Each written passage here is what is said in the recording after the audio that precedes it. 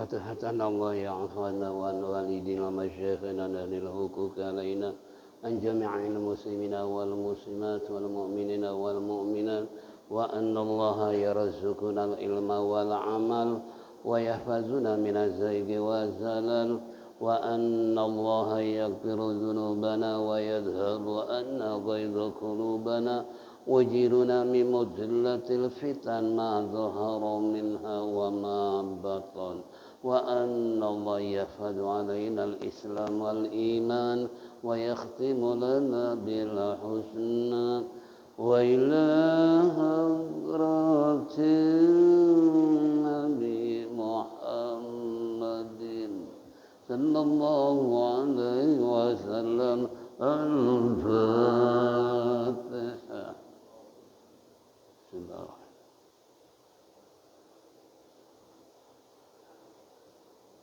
إياك نعبد وإياك نستعين صراط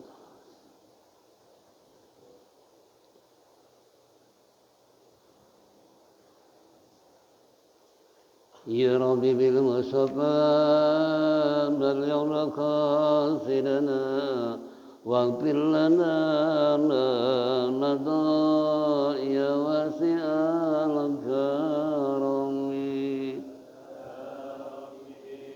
المصطفى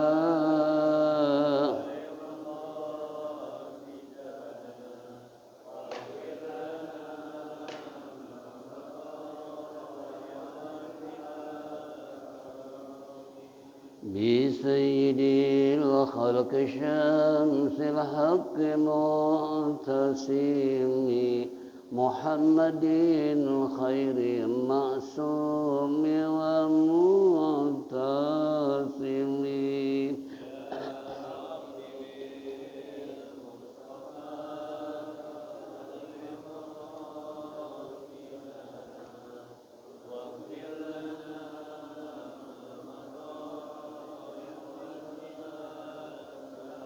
له فرارة حبيب الله حاجته ومصدر الفضل والإرفان والكرم يا رب بالمصطفى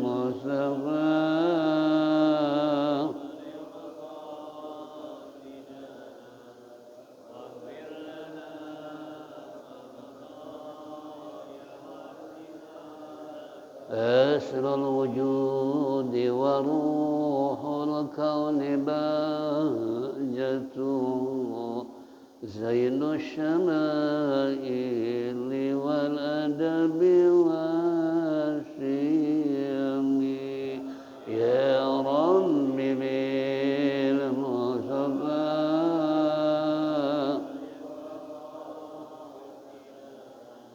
واغفر لنا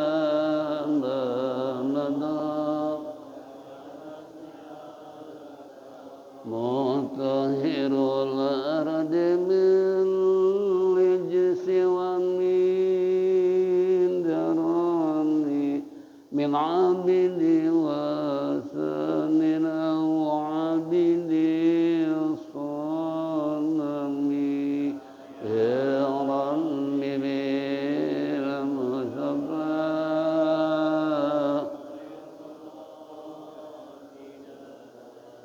واغفر لنا ما مضى لله من منقذ الإنسان من سقر خير البرية من رب ومن عجم يا رب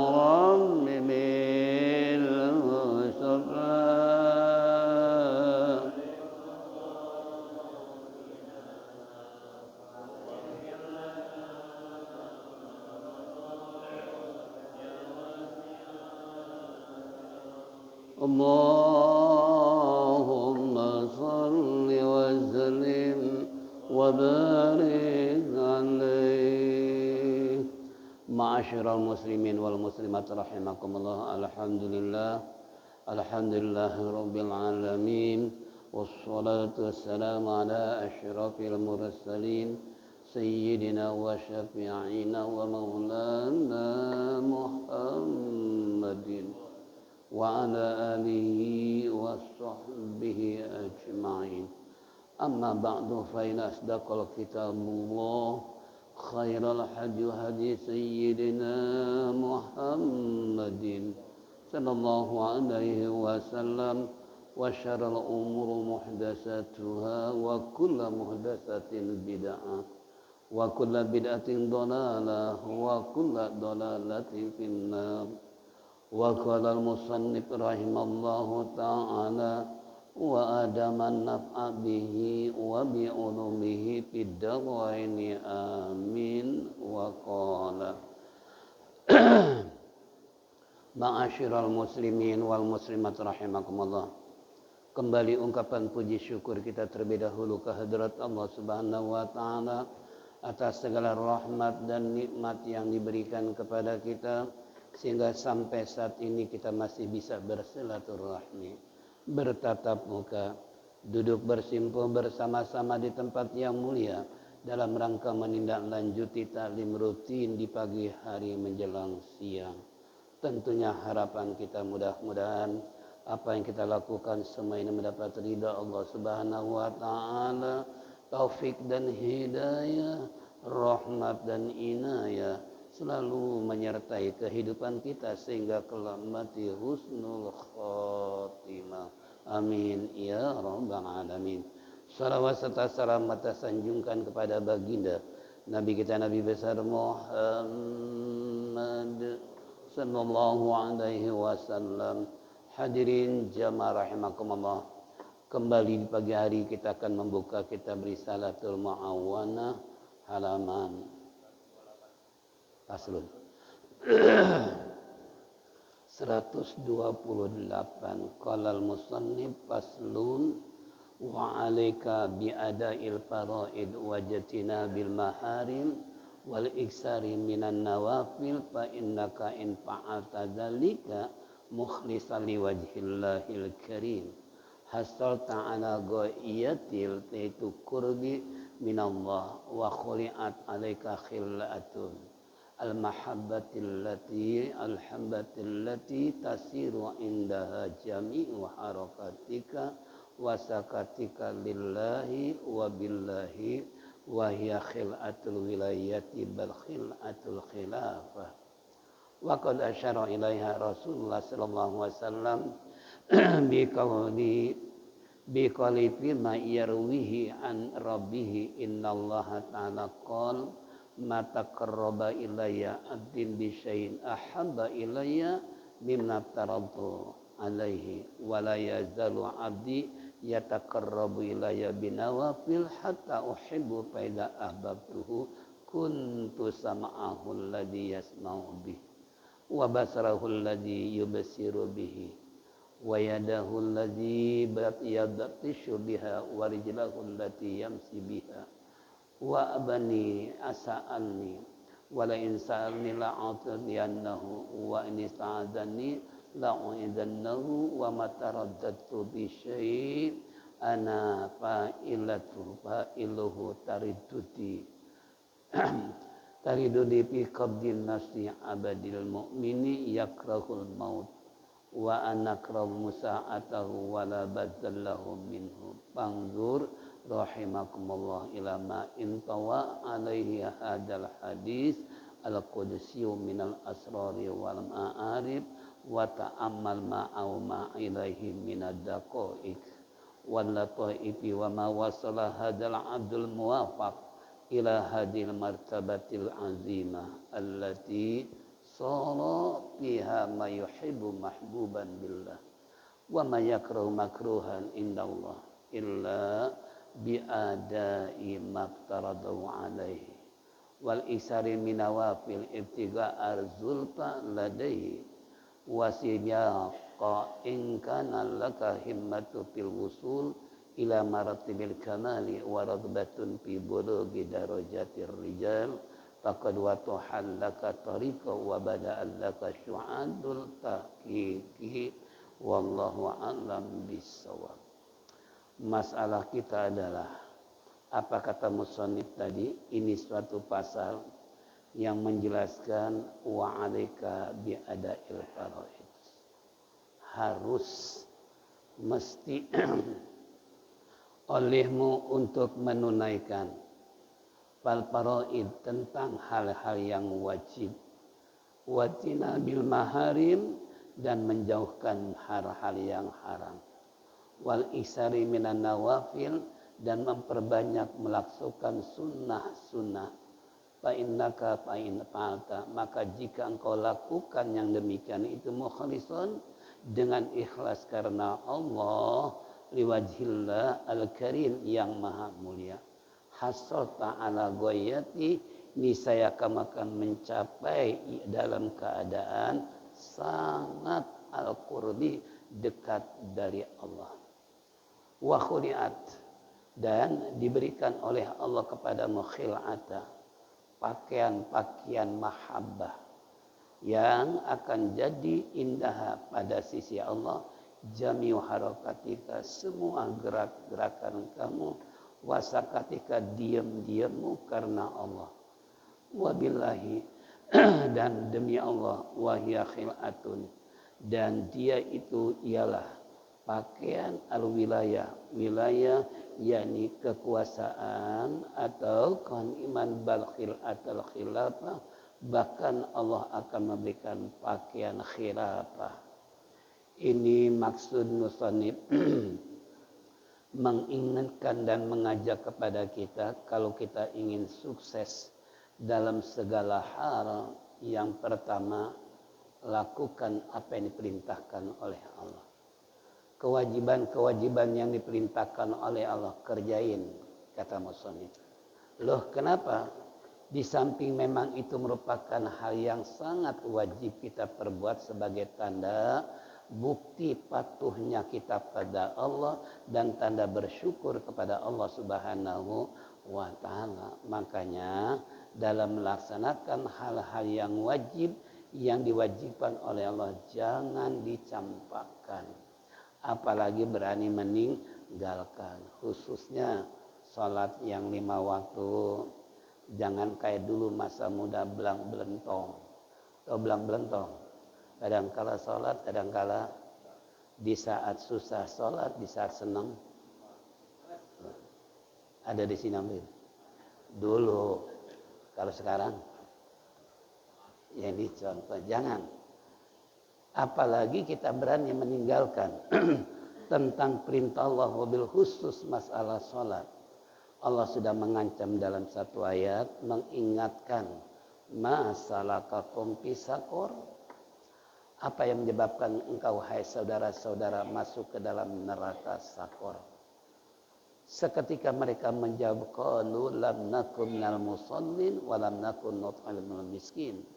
Ya Rabb, kami dulu waktu hidup di dunia enggak pernah sholat. Itu oleh Allah diingatkan, kalau orang waktu hidup enggak pernah sholat, siap-siap masuk neraka sakor.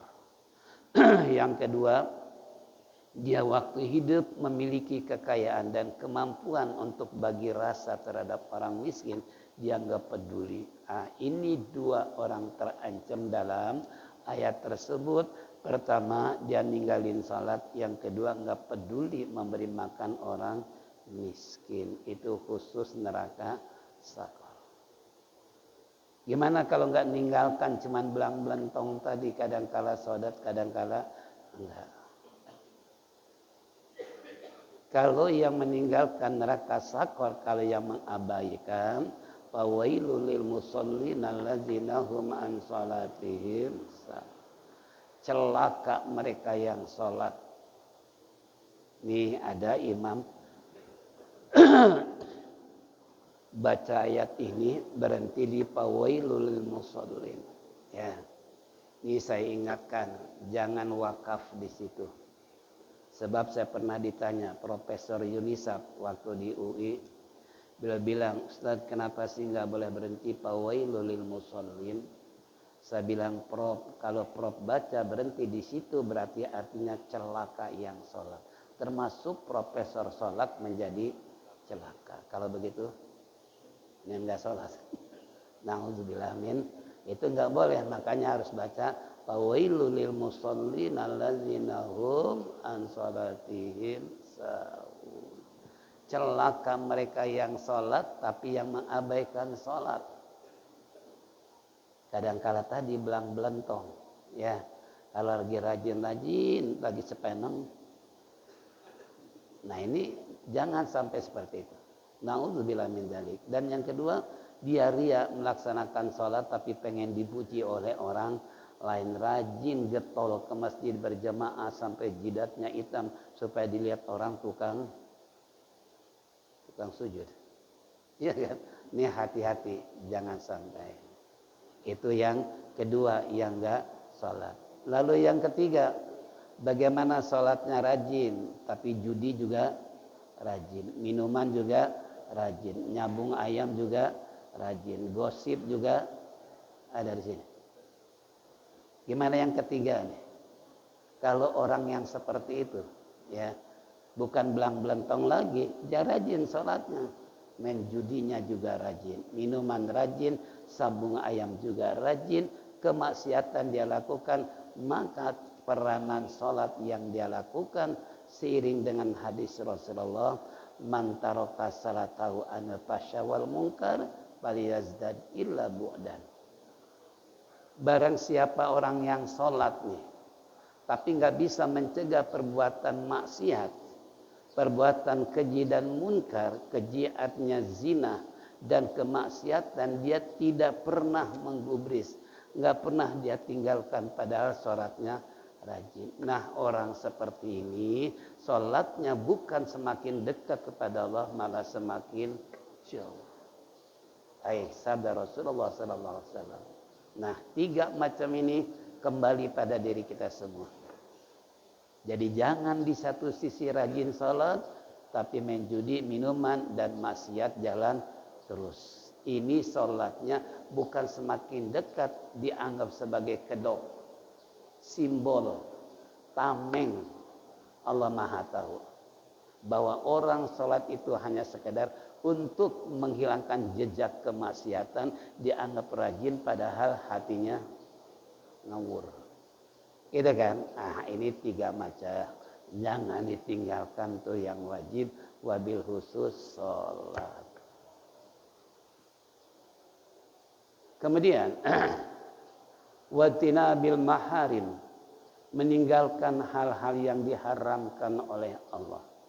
Baik secara nas yang terkandung di dalam Al-Quran, khurrimat alaikumul maitata waddama walahmal khinzir, diharamkan kepadamu yang pertama adalah bangkai, darah dan daging babi. Itu termasuk nasnya dalam Al-Quran, haram. Termasuk memakan riba pun termasuk haram. Awas, yang namanya riba ada ad'aful mudha'afah, melipat gandakan keberuntungan bagi mereka, terutama khusus, maaf, bank masuk nggak nih? Bank masuk nggak? Masuk. Ada yang nyimpan uang di bank? Ada. Ada nggak? Ada. Berarti siap-siap makan halalul bai'a wa harramar riba. Allah menghalalkan bisnis tapi mengharamkan riba. Loh, kalau begitu bagaimana kondisi sekarang yang nggak bisa ditinggal antara perbankan dengan gitu kan? Ini gimana? Ini kan suatu hal yang susah untuk dihindari. Di satu sisi nggak nyimpan uang di bank, uang habis melulu. Nyimpan uang terbentur dengan hukum, itu riba. Pernah saya ikut seminar di PBNU dulu, di kalangan para bankir, seluruh bank hadir di PBNU waktu itu. Kemudian 2 pembicara, yang pertama ulama sarungan, yang kedua ulama dasi. Tahu ulama dasi? Ulama dasi? Ya. Dan ulama sarungan. Ya kebetulan Tuan guru saya juga diundang tentang pembahasan tentang ini. Tentunya dua sisi, ulama sarungan dan ulama dasi, kira-kira sepakat nggak kalau bank itu halal? Nah, di sini kita udah bisa nilai sarung dengan dasi. Ya. Artinya sarungan itu para kiai ya. Nah, ini kembali. Nah, lalu kiai saya bilang, beliau ahli tafsir ya. Bagi saya bicara bank nggak bisa diajak kompromi walaupun bagaimanapun tetap haram. Tuh beliau tuh. Kalau yang berdasi logika dimainkan. Kenapa? Menurut Bung Hatta sebagai bapak koperasi pada saat itu sebagai wakil presiden, beliau mengatakan bahwa peranan bank itu tergantung kepada masalahnya. Karena ada yang konsumtif, ada yang produktif, gitu kan? Produktif artinya didaya gunakan itu pinjam uang buat bisnis. Kan tahu sendiri, kalau pinjam uang sama tetangga 10 juta, 20 juta kira-kira dikasih nggak? Kalau di bank langsung cair. Umpamanya nih, ya ini namanya produktif, mendaya gunakan uang pinjam dari bank untuk usaha. Tapi ingat, saya waktu dengan teman-teman ke Kemu Pasir, di mana? Di Ciamis. Saya sudah 3 kali ke sana. Beliau sekarang sedang uzlah di Ciamis. Saya masih mengejar beliau karena menurut informasi dari Pak Mariadi, beliau sekarang ada di Ciamis. Ya, saya sudah rindu dengan beliau. Kembali ingin silaturahmi. Nah, beliau ketika saya ajak teman, beliau belum bicara nih, karena kan antri yang datang tuh dari berbagai macam, dari Lampung, dari Jawa, segala macam. Karena beliau termasuk min jumlatil aulia. Apa dia bilang? Mas, kalau kamu usaha, jangan sekali-kali mainin bank. Ini bangkrutnya kamu kena bank. Padahal orangnya belum ngomong, tapi udah coba. Kalau bukan wali, kira-kira bisa nggak main tebak-tebakan begitu? Orangnya belum bicara tapi udah dijelaskan, kalau kamu ingin berkah hidup, tinggalkan tuh bank. Ada teman saya juga tukang dagang ikan, sama seperti itu. Nah, akhirnya kesimpulannya apa kata beliau, bahwasanya itu bank nggak akan membawa berkah, yang ada kesusahan. Pikirin aja sebentar, merenung coba. Kita pinjam puluhan juta, bisnisnya belum tentu jalan dengan sempurna. Bayangannya keuntungan yang besar, tapi kerugian nggak pernah dipikirin. Begitu bangkrut, usaha modal habis, ke bank masih utang.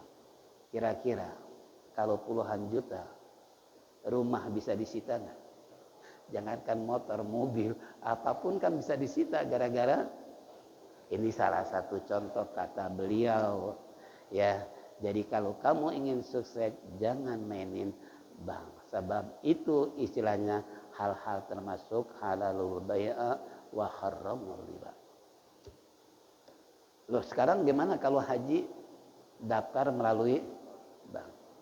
Ada nggak daftar haji langsung istilahnya bayar ke Departemen Agama?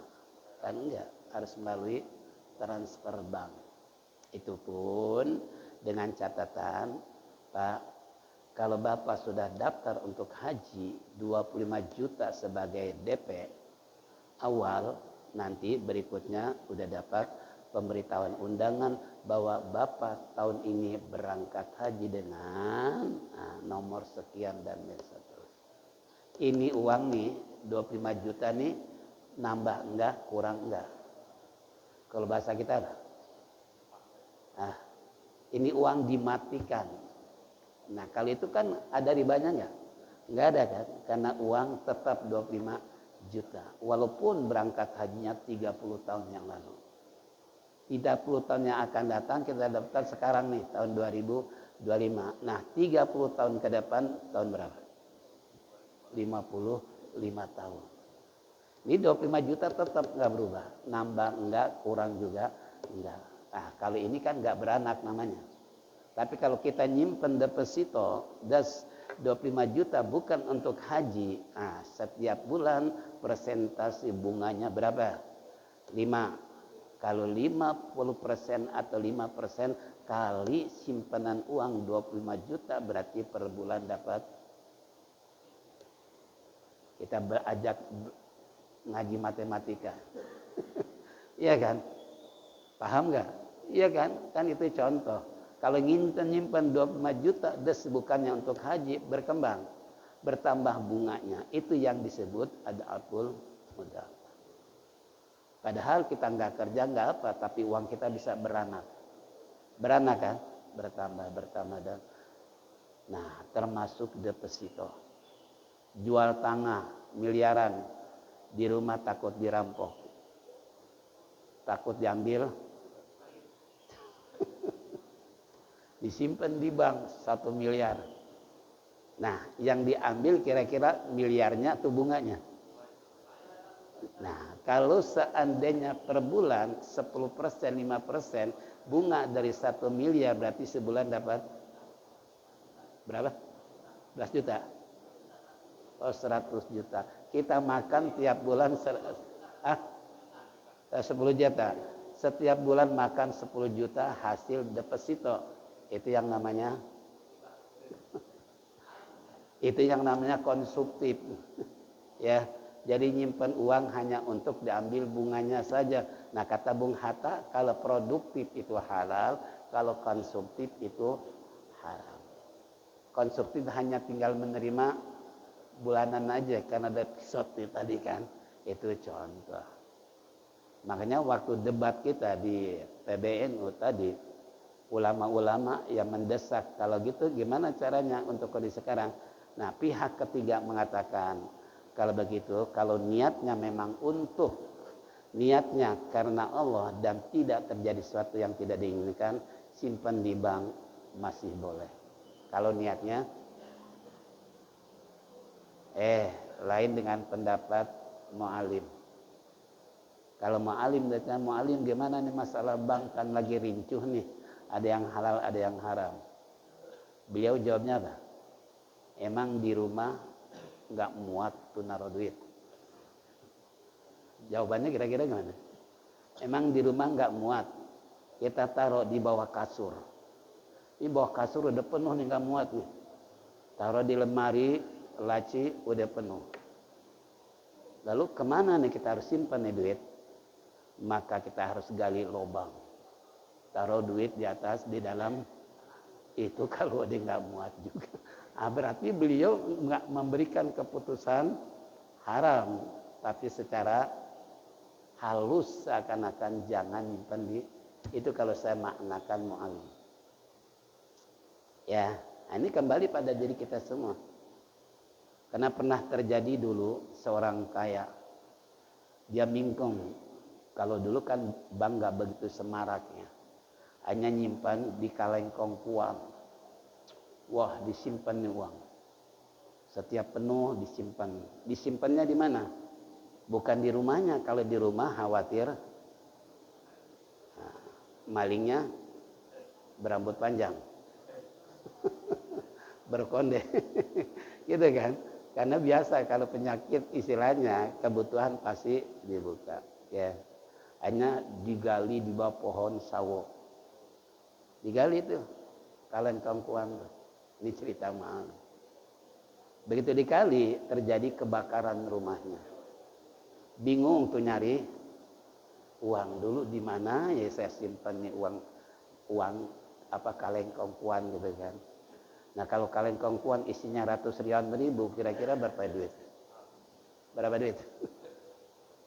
Bapak nyimpan celengan plastik yang ukuran besar setiap hari 100.000, saya yakin 50 juta pasti dapat. Ya, ini contoh nih. Ini bukan melamun ya, tapi saya ajak berpikir kata cerita mu'alim tadi, hanya disimpan. Begitu kebakaran bingung, ini kongkuan taruh di mana. Datang kepada gurunya, guru, rumah saya terbakar ludes. Saya pernah nyimpen uang di kalong kongkuan. Ini kira-kira di mana nih ya? Kata ustadznya, gampang pak, bapak sholat aja. Ambil wudhu, sholat, pasti ketemu tokoh. Begitu Allahu Akbar, ya Allah di bawah pohon sawo. Gak jadi tuh sholat tuh, ngambil cangkul.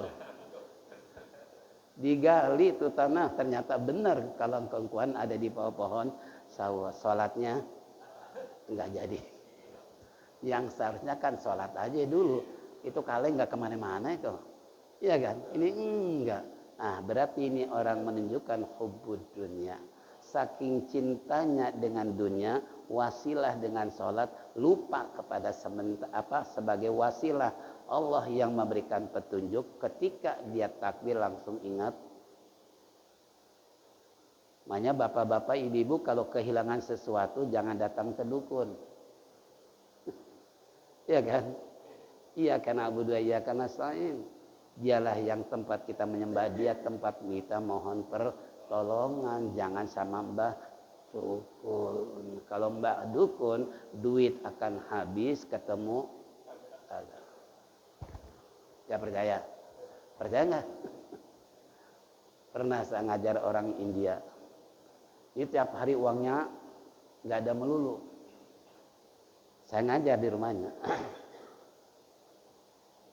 Saya lihat di rumahnya ada 2 toples ikan yuyu, tahu yuyu? Kepiting kecil-kecil itu yang suka ada di pinggir pantai itu. Iya kan? 2 toples, bayangin. Saya waktu ngajar, saya bilang, Miss, ini apaan Miss? Ini saya datang karena uang saya sering hilang Ustaz. Kata si dukun suruh miara yuyu karena tuyul hobi mainin yuyu. Jadi nggak sempat ngambil duit, mainnya yuyu. Kata si dukun. Itu saya datang, Miss, bukan begini caranya. Buat apa Allahus Somad? Ya kan? Wasta'inu bisabri wassalah wa innaha lakabiratun illa 'alal khosyiin. Gitu kan? Minta pertolongan pada Allah dengan sabar dan sholat itu perintah Allah. Nah, perintah dukun dilakukan, perintah Allah. Terus gimana? Buang nih yuk.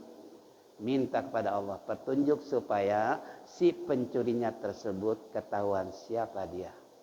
Karena kata dukun katanya tuyul yang ngambil. Begitu dikerjain, minggu besok ketemu lagi. Gimana Miss? Alhamdulillah ternyata tuyulnya berambut panjang. Pembantunya sendiri. Bukan. Coba miara tuyul terus tuh. Ketahuan nggak pencuri? Kembali kepada abang tadi, tergantung kepada kita. Kalau ingin berkah, jangan simpan. Beli celengan, sekarang celengan macam-macam. Asal jangan ayam jago aja. Nanti kalau ayam jago suruhnya ngasih nyawa dia. Itu kan banyak plastik ukuran gitu kan. Nah, ini contoh. Ini kembali. Wa 'alaika bi'adail faraid, maka kamu harus menunaikan yang wajib atas perintah Allah. Watina bil maharim, dan menjauhi hal-hal yang haram yang dilarang oleh Allah. Wal iksari minan nawafil, dan engkau memperbanyak hal-hal yang sunnah, baik di dalam masalah ibadah yang ghairu mahdoh, yang dicontohkan oleh baginda Nabi kita Muhammad sallallahu alaihi wasallam. Yang sunnah-sunnah itu jangan dianggap enteng, terutama sunnah rawatib. Pernah saya bilang sama ibu-ibu, di dalam sunnah Rasulullah, salatnya aja itu ada 17 macam salat sunnah. Kita udah berapa macam ngerjain? Coba hitung. Udah berapa macam ngerjain salat sunnah ya? Udah berapa macam? Paling salat taraweh, salat witir, salat duha, salat tasbih. Ada yang sekali-kali, ada yang belum pernah, itu kan. Padahal kata Nabi kalau nggak setiap hari sebulan sekali, kalau nggak sebulan sekali setahun sekali, kalau nggak setahun sekali seumur hidup. Itu salat tasbih kan gitu, ya. Salat apalagi? Salat isyraq.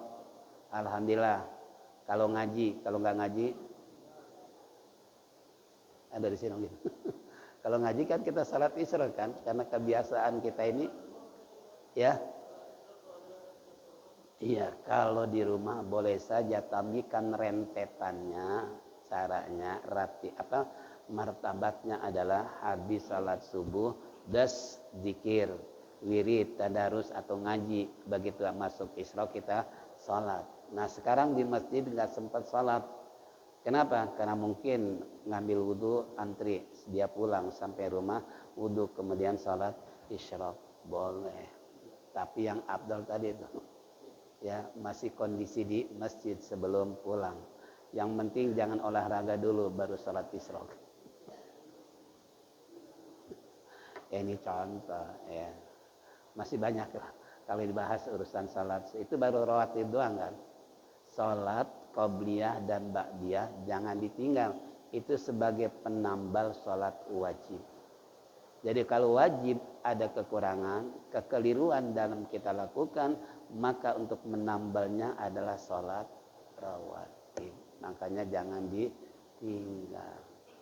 Ini kadang-kala kagak ke masjid udah qomat. Qobliyahnya begitu salam lantas jalan. Ba'diyahnya itu kan. Nah, coba begitu kita sebelum masuk salat tahiyatul masjid atau syukrul wudu, setelah wudu syukrul wudu, habis syukrul wudu kemudian salat tahiyatul masjid, kemudian itikaf, kemudian salat qobliyah. Itu kan kemudian salat wajib. Kan nikmat hidup kalau begitu. Ini enggak datang ke masjid udah qomat. Qobliyahnya ada di sini. Enggak ada ya. Ini di sana. Ini namanya memperbanyak sunnah. Nah, fa innaka in fa'alta dzalika mukhlishan liwajhillahil karim hasalta ala ghayyatil. Jika kamu lakukan itu, yang wajib dikerjain, yang haram ditinggalin, yang sunnah diperbanyak, engkau lakukan dengan ikhlas karena Allah yang mulia, maka hasalta ala ghayyatil takrim. Niscaya kamu akan berhasil dengan waktu yang sangat qarib, dekat. Artinya nggak cukup bulanan, nggak cukup tahunan. Begitu Anda melakukan 3 hal tersebut, apa yang direncanakan, dicita-citakan, Allah akan kabulkan. Itu yang dimaksud hasal kal qarib, waktu yang dekat, tanpa melalui waktu yang panjang. Kita keinginan begini, begitu segala macam, umpamanya kita kerjain 3 hal tersebut, ini kata musannif, niscaya Allah akan menghasilkan tujuan Anda. Ini bagaimana doa enggak dikabul? Yang wajib kadang-kadang, yang sunnah boro-boro. Gitu kan umpamanya nih, ya. Yang haram masih disikat juga. Nah, gimana doanya dikabul? Ya, nah ini kembali pada kita semua. Na'udzubillah min dzalik. Wa khuli'at 'alaika khil'atul mahabbah allati tasiru indaha jami'u harakati wa sakanatik. Kata musannif, dan Allah akan memberikan khuli'at. Khuli'at ini pakaian kehormatan, pakaian kemuliaan yang Allah berikan kepada mereka yang melakukan 3 hal tersebut. Al-mahabbati, yaitu pakaian mahabbah. Mahabbatnya apa? Cinta. Itu kan? Nah, Allah akan memberikan pada orang tersebut cinta, dan Allah pun cinta kepada mereka yang melakukan 3 hal tersebut. Nah, tasiru indaha jami'u harakatika, niscaya akan jadi dengan istilahnya 3 hal tersebut, jami'u harakat, semua tindakan-tindakan kamu, diamnya kamu lillahi karena Allah, niscaya Allah akan memperkenankan kepada kamu. Nih kembali 3 macam, jangan diabaikan kalau ingin doanya dikabul, ya. Pakaian kehormatan Allah berikan pada mereka. Diamnya saja kita duduk begini nih, itu selalu Allah memberikan kemuliaan kepada kita. Diamnya doang, apalagi gerakan, perbuatan, tingkah laku dan sebagainya akan selalu berada dalam posisi yang benar dalam petunjuk Allah Subhanahu wa taala kalau kita melakukan 3. Terhindar dari maksiat, terhindar dari berbagai macam hal yang kita tidak inginkan kalau 3 kata musannif dikerjain dengan konsekuen, dengan komitmen tanpa berpikir panjang.